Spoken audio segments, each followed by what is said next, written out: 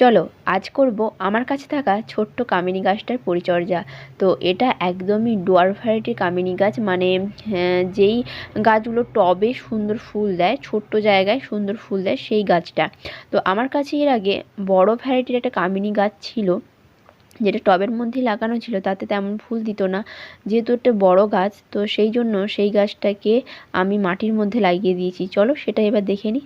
এটা হচ্ছে সেই গাছ যেটা আমার ছাদে টবে ছিল। তো টবে ভালো হচ্ছিল না বলে এটাকে আমি মাটিতে লাগিয়ে দিয়েছিলাম। তো দেখুন তারপরে কত সুন্দর ফুল দিয়েছে, যদিও গাছটাকে ছেঁটে ছেঁটে একদমই তার ডালপালা ভেঙে দিয়েছে, তবুও একটা সাইড থাকার কারণে সেই সাইডটাই শুধু ফুল হয়েছে। তারপর আবারও চলে এসেছি ছাদে।